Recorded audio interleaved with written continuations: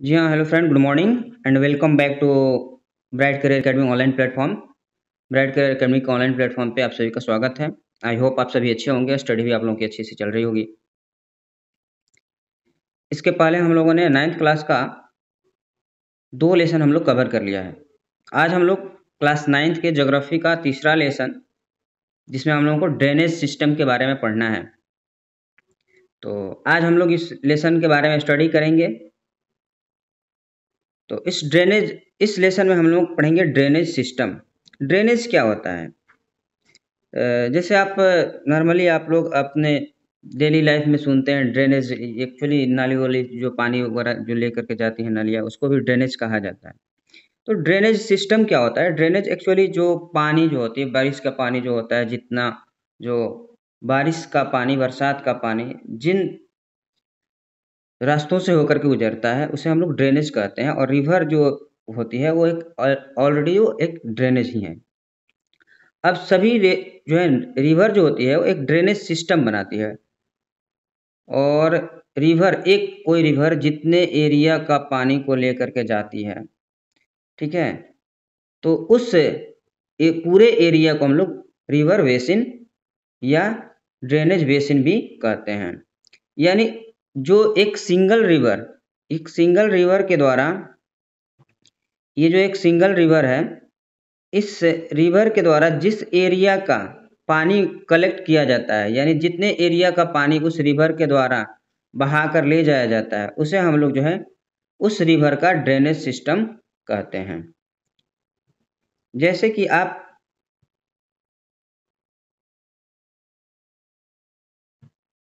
यहाँ देख सकते हैं, ये एक रिवर है, इसे गौर से आप देखें तो यहाँ आपको दिखाई देगा। ये देखिए, ये एक रिवर है, यहाँ से एक रिवर जा रही है, और इस रिवर में बहुत सारी और भी सारे रिवर्स हैं।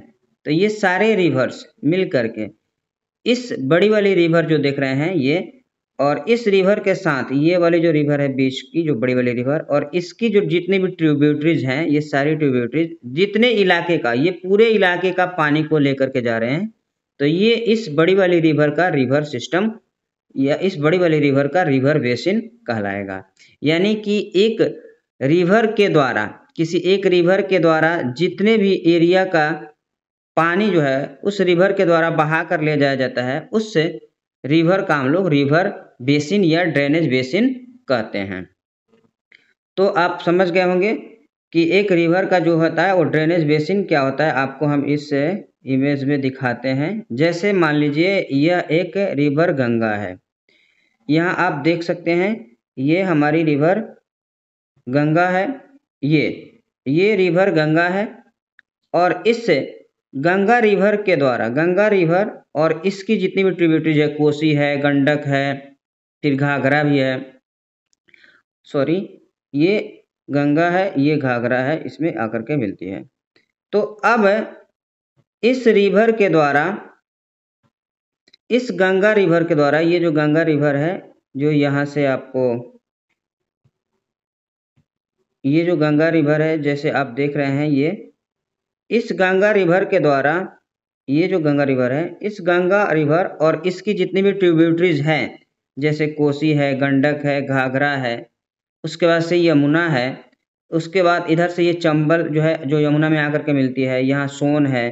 तो ये पूरे जितनी भी नदियां हैं, ये सारी नदियां मिल करके ये इतने बड़े इलाके का जो है वाटर को लेकर के, पानी को लेकर के जा रही है। तो इसको हम लोग बोलेंगे गंगा बेसिन, यानी गंगा नदी का ये बेसिन है। ये गंगा नदी का जो बेसिन है, इसी को हम लोग, ये जो है, यानी किसी भी नदी और उसके सहायक नदियों के द्वारा जितने क्षेत्र के पानी को, जितने क्षेत्र के जल को बहा कर लाया जाता है, वह क्षेत्र, पूरा का पूरा क्षेत्र जो होता है, उस नदी का जो है बेसिन कहलाता है। हिंदी में इसको जो है नदी द्रोणी कहा जाता है।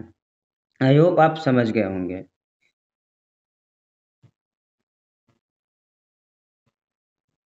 तो हम लोगों ने अभी रिवर बेसिन समझा कि रिवर बेसिन क्या होता है। एक्चुअली रिवर बेसिन जो होता है, किसी भी रिवर के द्वारा जितने भी इलाके का, जितने बड़े क्षेत्र का पानी जो है को बहा करके उस रिवर के द्वारा ले जाया जाता है, उसे हम लोग उस रिवर का रिवर बेसिन कहते हैं।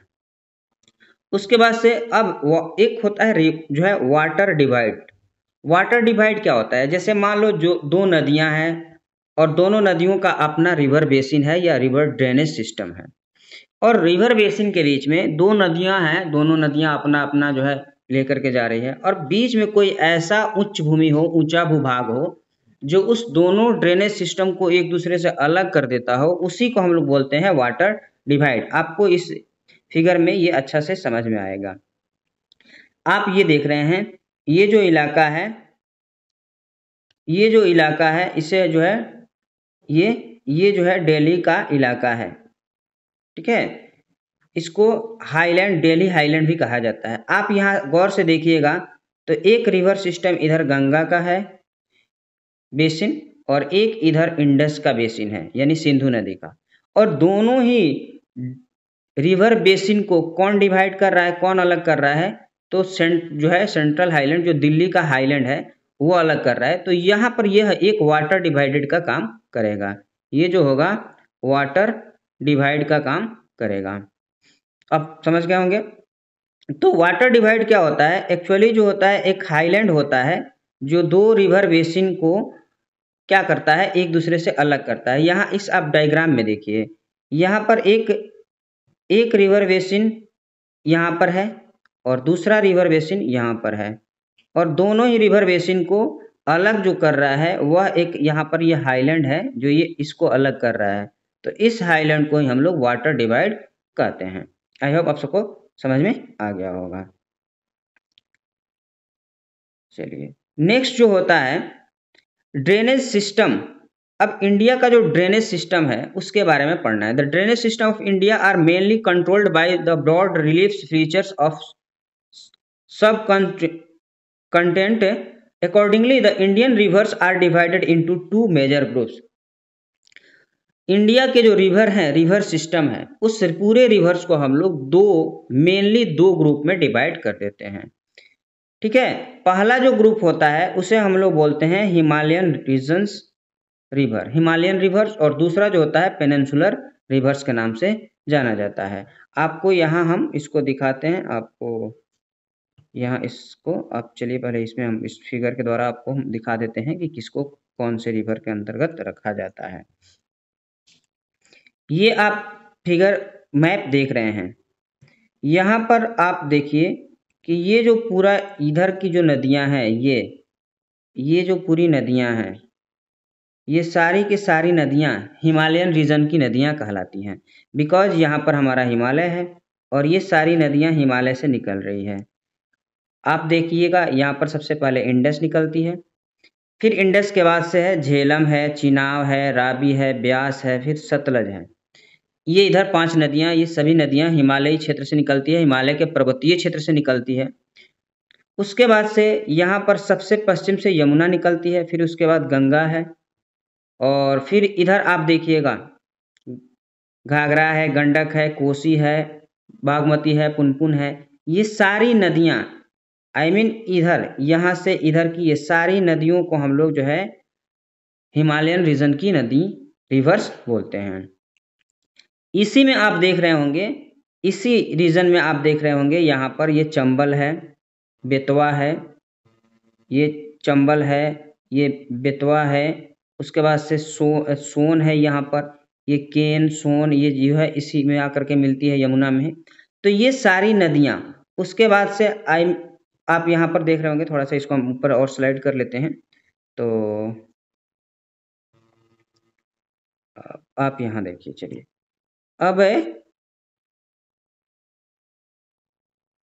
अब इसे गौर से आप देखिए,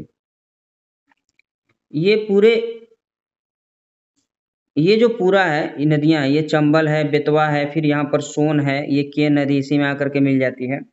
उसके बाद से नर्मदा है, ताप्ती है, गोदावरी है, कृष्णा है, यहाँ पर आपको कावेरी दिखेगी। उसके बाद से यहाँ महानदी है, फिर दामोदर है। तो ये सारी नदियाँ, ये पूरी की पूरी नदियाँ जो होती है, ये आप इस इलाके की जितनी भी नदियाँ हैं, इन सारी नदियों को आप देखिएगा तो ये सारी नदियाँ जो है पठारी प्रदेश की नदियाँ कहलाती हैं। तो आप अभी समझ गए होंगे, चलिए हम लोग उसके बाद से आगे इस पे देखते हैं क्या है। तो 2 रीजन में हम लोगों ने बाँट दिया, एक हिमालयन रीजन रिवर और दूसरा जो होता है पेनिनसुलर रिवर्स। दोनों में बहुत डिफरेंस भी होता है। हिमालयन रीजन की जो रिवर्स होती हैं, उसमें सालों भर पानी भरा रहता है, ठीक है? वो सालों भर उसमें पानी रहता है और सालों भर नदियाँ प्रवाहित होते रहती है, उसमें जल की कमी नहीं होती है। बिकॉज़ वो हिमालय क्षेत्र से निकलती हैं और पर्वत से निकलने की वजह से क्या होता है कि पर्वत जो है हिमालय जो पर्वत है, उसकी जो हिमाद्री रेंजेज़ है, वो सालों भर बर्फ़ से ढकी रहती है और सालों भर वहाँ बर्फ़ पिघलता है, पानी बनता है और वो नदियों को हमेशा फ़ीड करते रहता है। यानी पूरे ईयरली जो है नदियों को वहाँ से वाटर फ़ीडिंग होती है, जिसकी वजह से हिमालयी क्षेत्र से निकलने वाली नदियों में सालों भर पानी प्रवाहित होते रहता है और ये नदियाँ गर्मी के दिनों में सूखती नहीं हैं। इन्हें पेरिनियल भी कहा जाता है। उसके बाद से हिमालयी क्षेत्र से नदियाँ जो निकलती है, वो बहुत बड़े-बड़े गॉर्ज भी बनाती है, जैसे आप ये देख रहे हैं, ये भी एक गॉर्ज है। गॉर्ज एक्चुअली जो है ऐसा जो है लैंड जो है एस्केप होता है, एक ऐसी स्थलाकृति होती है जिसमें नदी क्या करती है कि किसी पहाड़ी इलाके को, किसी पठार या किसी पहाड़ को काटते हुए अपना मार्ग बनाती है, जिसमें दोनों नदी के दोनों किनारे जो होते हैं, वो खड़े ढाल वाले जो है पर्वत से घिरे होते हैं। इसे हम जो है गॉर्ज कहते हैं। जैसे इंडिया में जो है सबसे बड़ा गॉर्ज जो है सिंधु नदी बनाती है, जिसका नाम है बूंदी गॉर्ज। तो अब क्या है हिमालयन, अब बारी-बारी से हम लोग थोड़ा-सा इसके बारे में पढ़ेंगे कि कौन से रिवर जो है हिमालयन रिवर कौन से हैं और उसके क्या ख़ासियत होती है, इसके बारे में हम लोग बारी-बारी से डिटेल पढ़ेंगे। तब तक हम लोग थोड़ा-सा इस रिवर के कोर्स के बारे में हम लोग समझ लेते हैं कि रिवर का कोर्स क्या होता है। जैसे इंसान जो होता है, इंसान की भी एक अपनी उम्र होती है, इंसान भी बड़ा होता है, बच्चा रहता है, नौजवान होता है, उसी तरह नदियों का जो है कोर्स होता है। तो सबसे पहले जो नदी पहाड़ी इलाके से निकलती है, उसे हम लोग सोर्स ऑफ रिवर जो है, जहाँ से पहाड़ जिस पहाड़ से निकलती है, जिसे माउथ वगैरह भी कहा जाता है, तो उसको हम अपर कोर्स कहते हैं। ये एक पहाड़ी इलाका होता है, तो इसे हम लोग अपर कोर्स कहते हैं। मिडिल कोर्स जो है एक समतल इलाका होता है और लोअर कोर्स जो होता है, वह जब नदी किसी जो है समुद्र से मिलने को होती है, निचलाई इलाका को हम लोग लोअर कोर्स कहते हैं। अपर कोर्स में जो है नदी का फोर्स बहुत तेज होता है। तेज फोर्स इसलिए होता है कि वहाँ पर ढाल ज़्यादा होता है और तेज फोर्स और ढाल अधिक होने के कारण नदी का जो करंट होता है वो बहुत तेज होता है, जिसकी वजह से वहाँ पर जो है नदी बड़े-बड़े पत्थर को तोड़ देती है और इतने बड़े होते हैं कि वो ऊपर नहीं जो है अब बह पाते हैं, तो नदी के नीचे पेंदी में ही लुढ़कते रहते हैं, जिसकी वजह से नदी की पेंदी में क्या होता है कि कटाव ज़्यादा होता है और ज़्यादा कटाव होने की वजह से फिर जो है नेक्स्ट जो है टाइम अगर कोई बहुत बड़ा पत्थर वो तोड़ती है, तो लुढ़क करके उसी जगह पर जाता है जहाँ पर गड्ढा होता है, यानी जहाँ कटाव हुआ होता है और इस तरह से नदी की घाटी जो होती है वो बीच में बहुत गहरी हो जाती है, तो यहाँ पर बनता है वी शेप वैली। तो ये अपर कोर्स होता है, वहाँ पर नदी जो है उछलते-कूदते चलती है, कहीं-कहीं महाखड्ड बन जाता है, गॉर्ज बन जाता है, जिसके चलते तो वहाँ पर शिप्रिका का निर्माण भी होता है। उसके बाद से मिडिल कोर्स में नदी जो है मैदानी इलाके में आती है, तो यहाँ पर उसका जो स्पीड होता है थोड़ा-सा कम हो जाता है। तो यहाँ पर स्पीड कम होने की वजह से नदी जो होती है वो थोड़ा-सा स्लो होने की वजह से वो सर्प के जैसे मुड़-मुड़ के चलने लगती है। तो नदी का जो है सर्प के जैसे मुड़-मुड़ के चलने को मिएंडर कहते हैं। यानी जब नदी का वे जो है नदी का रास्ता ऐसे हो जाए, नदी ऐसे हो जाए, तो उसे हम लोग मिएंडर कहते हैं। उसके बाद से उसके निचले इलाके में बनता है ऑक्सबो लेक। ऑक्सबो लेक क्या होता है? जैसे आप देखिए, अगर मान लीजिए कि एक रिवर है, ऐसे मुड़-मुड़ के चली और ये बना दी मिएंडर। अचानक क्या हुआ कि इस नदी में बाढ़ आया। अब जब इस नदी में बाढ़ आएगा, तो बाढ़ आने की वजह से इसकी जो है धारा तीव्र होगी, तेज होगी और तेज जब धारा होगी, तो इस नदी को यहाँ से मुड़ने में काफ़ी परेशानी होगी और ये नदी जो होगी, वो इधर से आकर के जो ये नदी है, ये ऐसे आकर के ऐसे मुड़ नहीं सकती है, बिकॉज़ इसकी धारा तीव्र है। स्लो होती थी तो ये नदी ऐसे मुड़ कर के ऐसे-ऐसे आ जाती थी, लेकिन अभी इसकी धारा तीव्र है, तो जब तीव्र धारा है, तेज़ धारा है, तो इसे मुड़ने में परेशानी होगी, तो ये सीधा एक रास्ता बना लेगी और एक सीधा रास्ता बनाने के बाद से अब क्या होगा कि अब ये नदी का मार्ग ये हो गया, अब नदी ऐसे हो गई और ये जो इलाका था वो ऐसे ही एक जो है ऐसे ही एक धनुष के जैसे गोलाकार अर्धचंद्राकार एक झील के जैसे छूट जाएगा। इसे हम लोग बोलते हैं, ये जो एक लेक के जैसे जो छूट जाता है इसे हम लोग बोलते हैं ऑक्सबो लेक। यानी आप यहाँ पर इसे देख सकते हैं, ऑक्सबो लेक, इसे हिंदी में गोखुर झील कहा जाता है। उसके बाद से जब रिवर लास्ट स्टेज में आती है, जब समुद्र सागर से मिलने को होती है, तो अपने द्वारा जितने भी डिपॉजिट लाती है वो सबको नीचे रख देती है। और रखने के बाद से क्या होता है, जब डिपॉजिट को पूरा रख देगी तो उसको बहने का रास्ता नहीं मिलेगा। और ये नदी जो थी एक थी और कई धाराओं में बढ़ जाती है, बिकॉज वो बीचे में जब रख देगी तो उसी का रास्ता ब्लॉक हो जाएगा और एक पतली धारा इधर, एक पतली धारा इधर। तो जब नदी जो है अपने जितने भी डिपॉजिट को ला करके माउथ के पास जब रख देती है और रखने के बाद से वो कई जो है पतली पतली जो है स्ट्रीम्स में बढ़ जाती है, तो उसे हम लोग बोलते हैं डिस्ट्रीब्यूटरीज। ठीक है, उसे हम लोग डिस्ट्रीब्यूटरीज बोलते हैं, हिंदी में उसको वितरिका कहते हैं।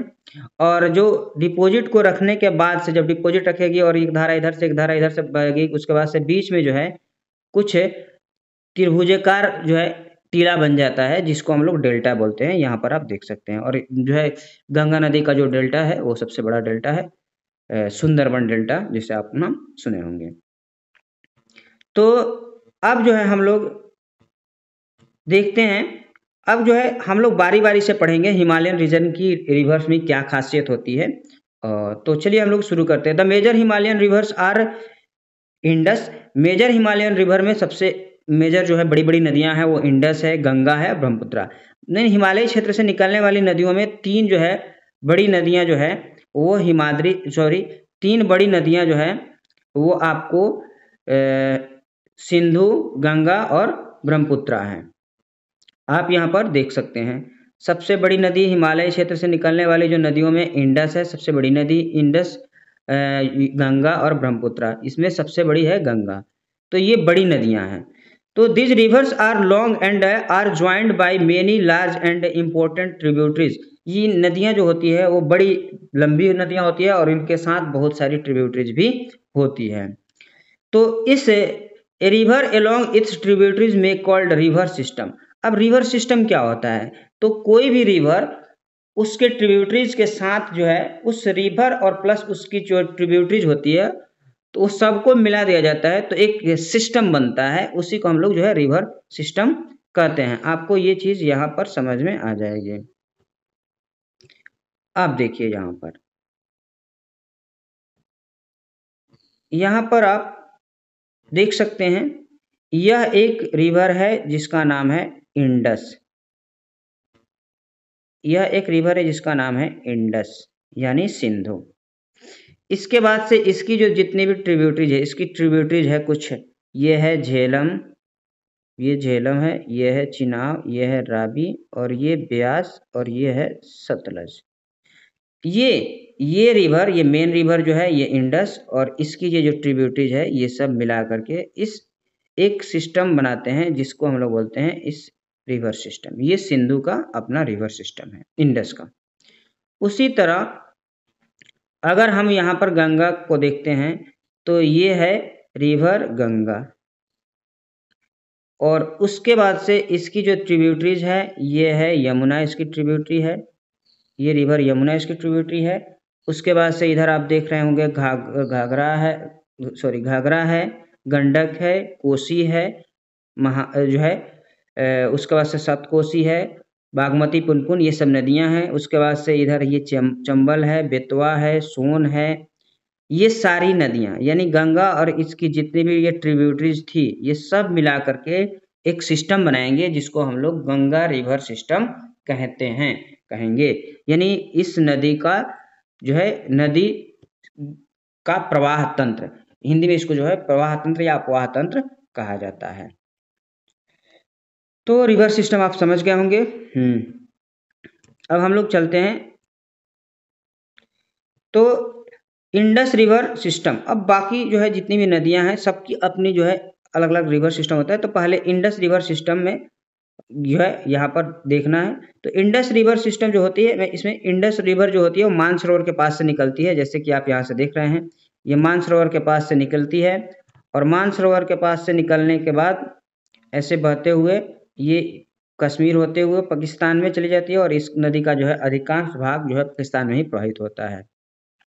उसके बाद से इसकी जो ट्रिब्यूटरीज है झेलम, चिनाब, रावी, ब्यास, सतलज, ये सभी नदियां मिल करके इंडस रिवर सिस्टम बनाती है। इस रिवर सिस्टम का आप अगर स्लोप देखिएगा, ढाल देखिएगा, तो जो है आपको दिखेगा कि इसका ढाल जो है दक्षिण पश्चिम की तरफ है, जो इसकी नदियों के प्रवाह की दिशा से पता चलता है। झेलम, चिनाब, रावी, ब्यास, सतलज, ये सभी नदियां जो है दक्षिण पश्चिम की तरफ बहते हुए जाकर के अरब सागर में मिल जाती हैं। तो ये जो है इस रिवर सिस्टम का जो अगर स्लोप की बात कहते हैं तो ये रिवर सिस्टम का स्लोप जो है साउथ ईस्ट वेस्टर्न में है, यानी दक्षिण पश्चिम भाग में इसका स्लोप है।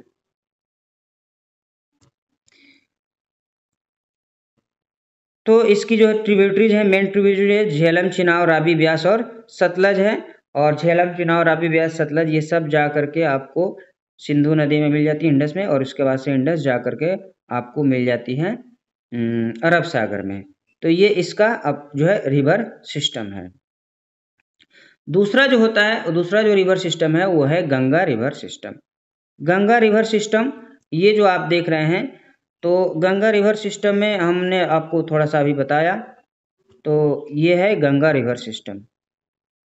ये जो है ये है गंगा रिवर, ये आप देख रहे होंगे, ये है गंगा रिवर।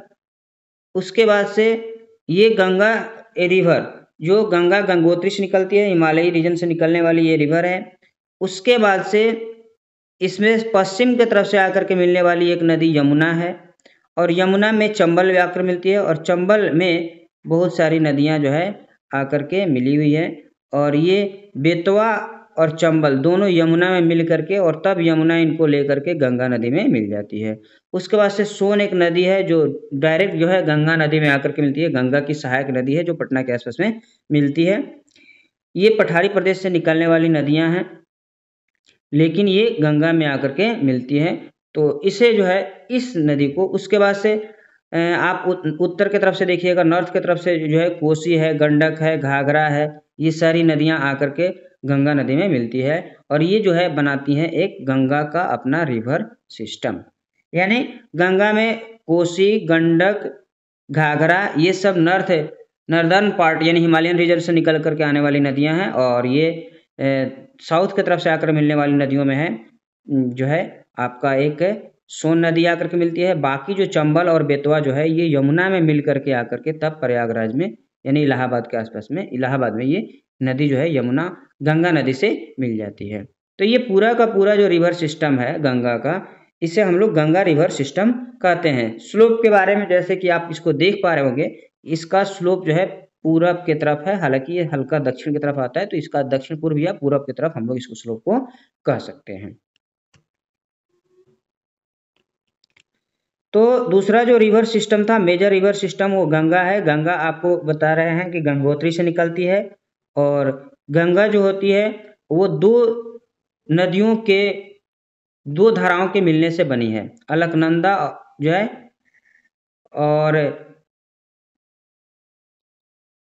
ये जो भागीरथी और अलकनंदा दो नदियां, जो दो धाराएं होती हैं, भागीरथी और अलकनंदा, जो आकर के देवप्रयाग में मिलते हैं, और वहां से ये गंगा नदी का निर्माण होता है। यानी गंगा एक्चुअली ओरिजिन जब गंगा का होता है तो वहाँ एक अकेले गंगा रिवर ऐसे नहीं है कि गंगोत्री से निकली और एक सीधे एक नदी बहते हुए चली आई, नहीं, यहाँ पर दो धाराएं मिलती है, भागीरथी और अलकनंदा। भागीरथी और अलकनंदा दोनों मिल करके एक जो है नदी बन जाती है, जिसको जो है गंगा रिवर कहा जाता है, और ये देवप्रयाग में मिलती है, इसको आप याद रखिएगा। तो चलिए यहाँ पर देखिए, इधर से आ रही है ये भागीरथी और ये अलकनंदा, और दोनों आकर के मिल गए तो ये एक बन गई एक गंगा रिवर। और गंगा रिवर में बहुत सारे जो है ट्रिब्यूटरीज जो है ज्वाइन करती है, जैसे आपको हम बता दिए, कोसी, गंडक, बूढ़ी गंडक, घाघरा और सप्तकोसी, ये सब जो है नॉर्थ की तरफ से हिमालयी रीजन से आकर के मिलने वाली नदियां हैं। उसके अलावा यमुना है जो सबसे पश्चिम से आकर के यमुनोत्री से निकल करके मिलती है। उसके बाद से यमुना में जो और भी नदियाँ जो है, शाख नदियाँ चंबल, बेतवा है, केन है, उसके बाद से सोन जो है डायरेक्ट गंगा में मिलती है और वो पटना के आसपास में मिलती है। गंगा नदी की जो लंबाई है 2500 किलोमीटर जो है।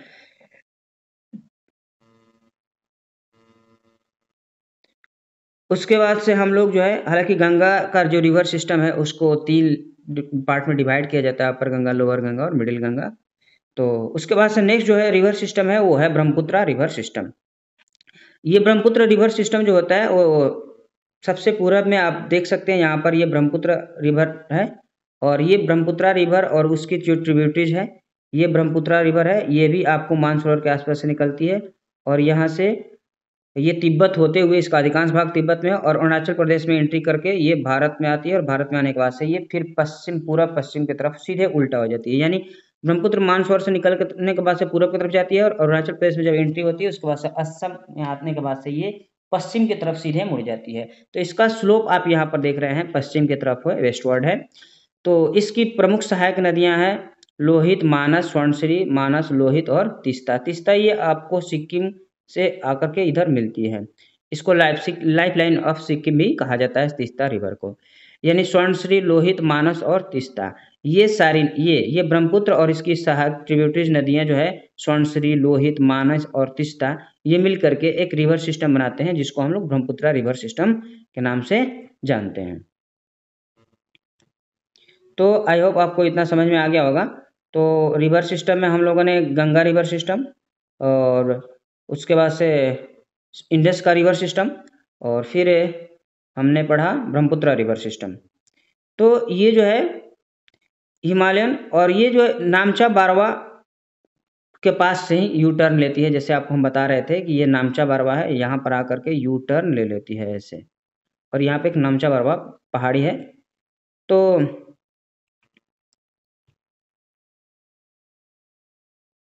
और ब्रह्मपुत्र नदी को जो है अरुणाचल प्रदेश में दिहांग कहा जाता है, सॉरी सांगपो कहा जाता है, और अरुणाचल प्रदेश में दिहांग कहा जाता है और इसको तिब्बत में सांगपो के नाम से जाना जाता है। असम में ये पश्चिम की तरफ हो जाती है और यहाँ इसकी सबसे अधिक चौड़ाई होती है, 9 किलोमीटर के आसपास में है और सबसे चौड़ी वहीं पे होती है ये नदी।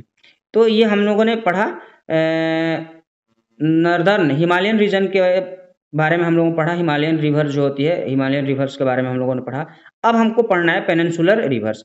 पेनिनसुलर रिवर्स में जो होती है, पेनिनसुलर रिवर्स जो है ये ऐसे रिवर्स होते हैं जिनमें सालों भर पानी नहीं होता है। ये गर्मी के दिनों में अधिकांश रिवर जो होती है वो सूख जाती है, बिकॉज इनको फीड जो होती है, वाटर फीडिंग जो होती है वो कहीं ना कहीं किसी पठारी प्रदेश से होती है, जिसकी वजह से ये गर्मी के दिन में सूख जाती हैं और बरसात के दिन में इन नदियों में पूरा बाढ़ आ जाता है, पूरा पानी से भरा रहता है। तो सबसे पहले जो है सबसे पूरब उत्तर की तरफ से हम लोग शुरू करते हैं। तो उत्तर में सबसे पूरब की तरफ जो है वेस्टर्न घाट के पास जो है सबसे बड़ी नदी जो होती है वो महानदी है, ठीक है। उसके बाद से गोदावरी है, कृष्णा है, कावेरी है, ये सब पश्चिमी पूर्वी घाट की तरफ से जाती है।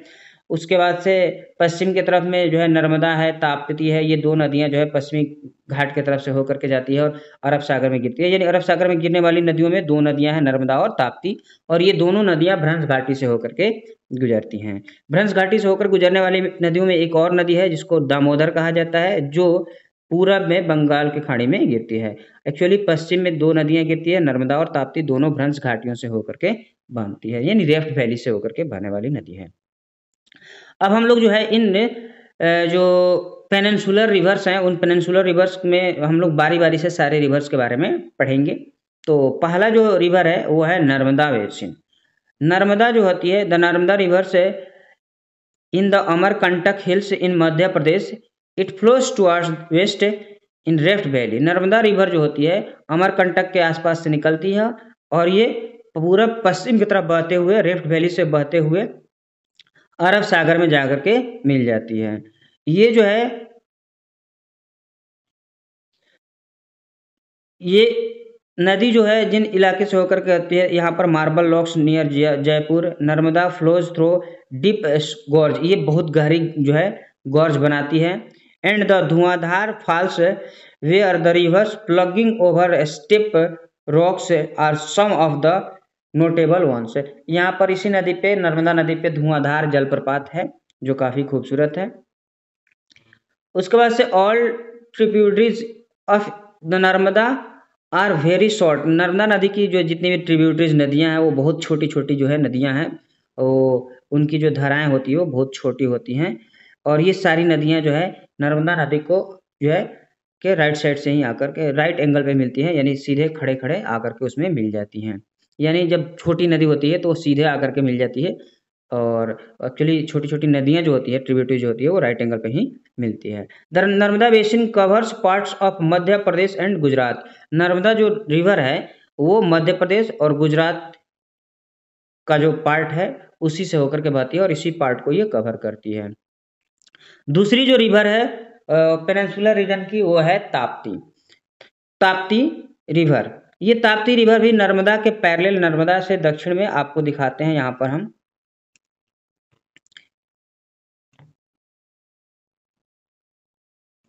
ये है नर्मदा रिवर और इसी के पैरेलल यहाँ पर ताप्ती रिवर है।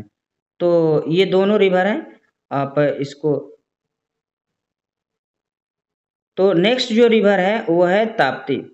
नर्मदा के बाद से ताप्ती रिवर है, ये सतपुरा रेंज से निकलती है और in the Betul district Madhya Pradesh, Betul district है मध्य प्रदेश में, वहीं पर सतपुरा के पास से, सतपुरा से निकलती है बैतूल के आसपास में।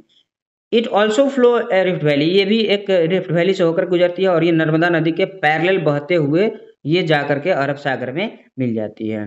ये भी मध्य प्रदेश, गुजरात और महाराष्ट्र के पार्ट को कवर करती है। और the coastal plains between western Ghat and Arabian Sea are very narrow, hence the coast rivers are short. यहाँ का जो है वेस्टर्न कोस्टल प्लेन जो है वो बहुत शॉर्ट है, बहुत नैरो है, बिकॉज यहाँ की नदियाँ जो होती है वो बहुत छोटी छोटी नदियाँ हैं। अभी हमने पढ़ा कि नर्मदा की जो सहायक नदी है वो भी बहुत छोटी छोटी होती है और ताप्ती की भी जो सहायक नदियाँ हैं वो भी छोटी छोटी नदियाँ हैं। तो इस भाग से बहने वाली नदियों में ओवरफ्लो होने वाली नदी में साबरमती है, माही है, ये इस भाग से होकर के बहती है। उसके बाद से पेरियार है। तो ये सारी छोटी छोटी नदियां हैं, इसकी वजह से इस इलाके का जो मैदान है, प्लेन है, वो छोटा सा प्लेन होता है। उसके बाद से नेक्स्ट जो है रिवर है वो है गोदावरी। गोदावरी बेसिन के बारे में हम लोग पढ़ते हैं। तो Godavari is the largest peninsular river. Godavari नदी जो है वो पेनिनसुलर रिवर की सबसे लंबी नदी है। गोदावरी जो है दक्षिण भारत की सबसे लंबी नदी है और दक्षिण भारत की सबसे पवित्र नदी जो है वो कावेरी है। It rises from the slope of western Ghat. Western Ghat के स्लोप से निकलती है और ये जो है पूरब के तरफ नासिक के आसपास में मध्य प्रदेश, सॉरी महाराष्ट्र में ये निकलती है। और इसकी जो लंबाई होती है वो 1500 किलोमीटर के आसपास में होती है और ये बंगाल के खाड़ी में जाकर के गिर जाती है। It's drainage basin is also the largest among the peninsular reverse. ये चूंकि नदी बड़ी है, सबसे बड़ी नदी है, तो इसका बेसिन भी जो है वो भी बड़ा होगा। तो ये पेनिनसुलर रीजन का सबसे बड़ा जो है बेसिन इस नदी का बेसिन होता है। The basin covers part of Maharashtra. इस रिवर का जो बेसिन होता है वो महाराष्ट्र अबाउट 50% जो है इस बेसिन का होता है, पूरे महाराष्ट्र में फैला हुआ है। मध्य प्रदेश और उड़ीसा और आंध्र प्रदेश। ये जो गोदावरी नदी है वह महाराष्ट्र में गोदावरी नदी का जो बेसिन है उस बेसिन का 50% तो महाराष्ट्र में ही पड़ जाता है। उसके बाद से महाराष्ट्र के बाद से ये जो है नदी है मध्य प्रदेश, आंध्र प्रदेश और उड़ीसा से होते हुए बहती है और जाकर के बंगाल की खाड़ी में गिर जाती है। यानी इस नदी जो है, इस नदी का जो मार्ग है वो मध्य प्रदेश, उड़ीसा, आंध्र प्रदेश और महाराष्ट्र से होकर के जाता है। तो इस नदी में भी कई ट्रिब्यूटरीज होती है, ठीक है, जो जैसे पूर्णा है, वारधा है, उसके बाद से प्रहिंता है, उसके बाद से माजरा। तो ये सारी, उसके बाद से आप वेनिंग गंगा, उसके बाद से पैन गंगा, ये बहुत सारी इसकी ट्रिब्यूटरीज नदियां हैं। The last 3 tributaries are large. ये लास्ट की जो 3 नदियां हैं जैसे मार्जा हो गया, वेइंग गंगा हो गया और पेन गंगा हो गया, ये बड़ी बड़ी नदियां हैं। And the area it's cover is also known as the Dakshin Ganga. इसे जो है दक्षिणी गंगा के नाम से जाना जाता है। तो आई होप आपको इतना समझ में आ गया होगा। उसके बाद से जो है नेक्स्ट जो रिवर बेसिन है वो है महानदी। महानदी जो है वो हाईलैंड ऑफ छत्तीसगढ़, छत्तीसगढ़ का जो हाईलैंड होता है वहां से ये निकलती है और उड़ीसा होते हुए ये बे ऑफ बंगाल में जाकर के मिल जाती है। इस नदी का जो लेंथ है अबाउट जो है 860 किलोमीटर है। यह एक छोटी सी रिवर बेसिन बनाती है और इस नदी का जो बेसिन है महाराष्ट्र, छत्तीसगढ़, झारखंड और उड़ीसा में फैला हुआ है। नेक्स्ट रिवर है कृष्णा। कृष्णा बेसिन क्या है? तो Krishna river rising from the spring near Mahabaleshwar, ये महाबालेश्वर के आसपास एक झरने से निकलती है और ये कृष्णा और ये 1400 किलोमीटर लंबी है, बहते हुए बे ऑफ बंगाल में जाकर के मिल जाती है। इसके बाद से तुंगभाद्रा, द कोयना, द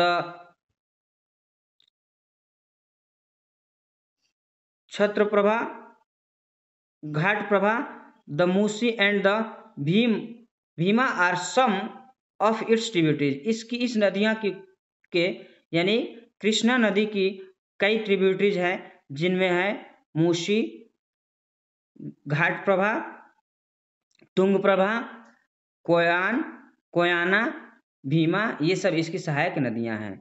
यह नदी जो है महाराष्ट्र, कर्नाटका और आंध्र प्रदेश से होकर के गुजरती है। इसका पूरा बेसिन जो है इस इलाके में फैला हुआ है। नेक्स्ट जो रिवर है वो है Kaveri.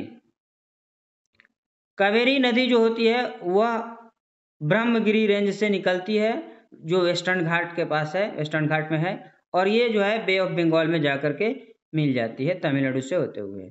The total length of river, ये इसकी टोटल लेंथ जो है 760 किलोमीटर है। Its main tributaries are Amaravati, Bhavani, Hemavati, उसके बाद से कंबिनी, इसकी जो है मेन ट्रिब्यूटरीज है, इसको आप लोग नोट करते जाइएगा। Its basin drains parallel to Karnataka, Kerala and its basin drains parts of Karnataka, Kerala and Tamil Nadu. इस नदी का जो बेसिन होता है वो कर्नाटका, केरला और तमिलनाडु के भाग को कवर करता है। नेक्स्ट रिवर जो है उसके बाद से अब जो है लेक क्या होता है इसके बारे में थोड़ा सा हम लोग पढ़ते हैं। लेक क्या होता है? तो लेक एक ऐसा, जैसे आप लोग तालाब वगैरह देखे होंगे आप लोग, उसी शेप का होता है, वैसे ही होता है। समझ लीजिए तालाब है, बहुत बड़ा तालाब, यानी एक ऐसा क्षेत्र, एक ऐसा जगह जहाँ पर बहुत अधिक मात्रा में इनलैंड में पाया जाने वाला, जहाँ पर बहुत ज़्यादा मात्रा में पानी स्टोर होता है, उसे हम लोग लेक कहते हैं। और सबसे बड़ा झील जो है लेक है वो डल और वुलर लेक है जो कश्मीर में आपको पड़ता है, आपको ये मालूम होना चाहिए। तो उसके बाद से और भी बहुत सारे लेक है जैसे नैनीताल, भीमताल, ये सब जो है इलाके में बहुत सारे लेक छोटे बड़े आपको देखने को मिल जाएंगे, लेकिन सबसे बड़ा जो लेक है वो है आपको डल और Wular lake.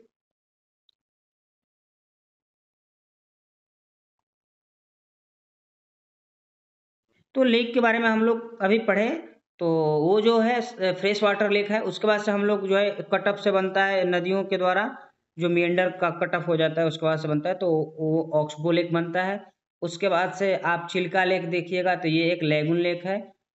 Lagoon lake actually वो होता है जो समुद्र में जब धार समुद्री लहरें आती है तो किनारे पे कटाव करके, और जिस हमारे समुद्र का किनारा ये है, और यहाँ से कटाव करके बालू के कण को ला करके डिपॉजिट करने लगती है, और ये समुद्र है और ये पूरा स्थल भाग है।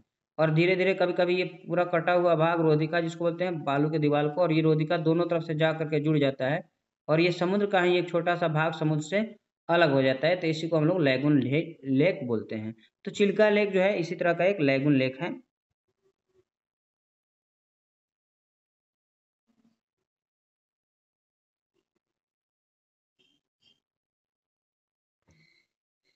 नेक्स्ट टॉपिक है role of river in the economy.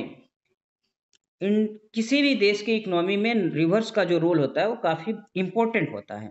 I mean, हमारा देश जो है वह एक रिवर बहुत अधिक रिवर वाला कंट्री है और हमारा देश जो है वह एक कृषि प्रधान देश है और कृषि प्रधान देश के लिए तो नदियाँ बहुत बड़ी जो है संसाधन होती है और वहाँ नदियों का बहुत बड़ा रोल होता है। तो अगर हम लोग नदियों का रोल जो है ह्यूमन लाइफ में देखें तो काफ़ी इम्पोर्टेंट होता है नदियों का रोल। बिकॉज़ आप इनको इससे समझ सकते हैं कि हमारी जितनी भी सभ्यताएँ विकसित हुई, वो सब नदियों के किनारे विकसित हुई। क्यों? क्योंकि उस समय हमें पीने के लिए पानी, खेती करने लायक ज़मीन, मवेशियों को पिलाने के लिए, नहलाने के लिए, खेतों की सिंचाई करने के लिए जल और नदियों के किनारे उगने वाले सरकंडे से हम लोग अपना घर बनाते थे। तो आज के डेट में भी नदियाँ जो हैं हमारे लिए काफ़ी इम्पोर्टेंट होती हैं। नदियों से हमें खेतों की सिंचाई करने के लिए पानी मिलता है। उसके बाद से ये जो नदियाँ होती है, इन नदियों से बड़े-बड़े इंडस्ट्री जो है आज देखिएगा बड़े-बड़े डेवलप जितने भी सिटी होते हैं, वो सब किसी न किसी नदी के किनारे ही बसे होते हैं। तो उन नदियों में के किनारे बसने के रीज़न ये है कि बड़े-बड़े इंडस्ट्री को बहुत अधिक मात्रा में पानी की ज़रूरत पड़ती है, तो वो नदियों से पानी मिल जाता है, पीने योग्य पानी भी मिल जाता है। उसके बाद से इन नदियों पे डैम बनाने के बाद से डैम बना दिया जाता है जिससे हाइड्रो इलेक्ट्रिसिटी प्रोड्यूस की जाती है, जनरेट की जाती है। उसके बाद से डैम बनाने से क्या होता है कि वहाँ से नहरें निकाली जाती है, खेतों की सिंचाई की जाती है। नदियों के जल में बहुत अधिक मात्रा में हमें मछलियाँ वगैरह मिलती है और भी बहुत सारी चीज़ें हमको प्राप्त होती है। तो इस तरह से देखते हैं कि जो रिवर है, वह एक हमारे लाइफ में या किसी भी कंट्री के इकोनॉमी में काफ़ी बड़ा रोल निभाती हैं। तो इसपे हाइड्रो इलेक्ट्रिसिटी जनरेट किया जाता है जिसमें कोई खर्च नहीं भी लगता है। तो उसके बाद से नहरें निकाल कर खेतों की सिंचाई होती है, नौकायन होता है इसमें, वाटर ट्रांसपोर्टिंग होती है। तो ये सारी चीज़ें को ध्यान में देखते हुए हम ये देख रहे हैं समझ सकते हैं कि रिवर जो होती है वो हमारी इकोनॉमी में बहुत ज़्यादा हेल्पफुल होती है। अब जो है हम लोगों की कुछ एक्टिविटी की वजह से रिवर जो है वो पोल्यूट हो रहे हैं। तो रिवर क्यों पोल्यूट हो रहा है? तो हमारे यहाँ जो इंडस्ट्रियलाइज़ेशन हो रहा है, इंडस्ट्री वगैरह बहुत ज़्यादा बढ़ रहे हैं। तो इंडस्ट्री जो है स्पेशली जो है इंडस्ट्रियों को रिवर्स के किनारे जो है स्टेबलाइज़ किए जाते हैं ताकि वाटर वहाँ से मिलते रहे उसको जितने वाटर की ज़रूरत है वो। लेकिन होता ये है कि इंडस्ट्री से निकलने वाले कचरे को बिना किसी ट्रीटमेंट का जो है जब हम लोग रिवर्स में डाल देते हैं, तो रिवर में डालने की वजह से क्या होता है कि वो कचड़े रिवर में जा कर के और रिवर के वाटर को पोल्यूट कर देते हैं और रिवर्स में रहने वाले जितने भी क्रिएचर्स वगैरह होते हैं, जितने भी जीव होते हैं, उन सबको मार देता है। और ये सारे जीव मछलियाँ वगैरह होती है वो नदी के पानी को वो रिवर के वाटर को प्यू प्यूरिफ़ाई करते हैं, उसको सॉरी उसको शुद्ध कर देते हैं, उसकी गंदगी को खा जाते हैं, जिसकी वजह से वो साफ़-सुथरा रहता है। तो जब ये जीव-जंतु उसमें मरने लगते हैं, तो और ज़्यादा जो है रिवर पोल्यूट होने लगता है। उसके बाद से जब रिवर पोल्यूट होता है, उसके बाद से घरेलू कचड़े भी निकाल कर के हम लोग जो है नदियों में डाल देते हैं, डंप कर देते हैं। तो इन सारे रीज़न से रिवर्स जो होते हैं, वो काफ़ी अधिक मात्रा में पोल्यूट होते जा रहे हैं। तो इसे हम लोग को बचाना चाहिए, ट्रीटमेंट के लिए हमें जो है इसके बचाव के लिए क्या करना चाहिए कि जो भी हम कचरा नदी में गिराते हैं, नालियाँ गिराते हैं, उद्योग धंधों से निकलने वाले कचरे गिराए जाते हैं, अस्पतालों से निकलने वाले कचरे गिराए जाते हैं, उन सबको ट्रीट किया जाए, उन सबको छान करके साफ पानी को ही नदी में डाला जाए, बाकी कचरे का कहीं और इस्तेमाल किया जाए खाद बनाने में या फिर किसी और कामों में हम लोग उसका इस्तेमाल कर सकते हैं।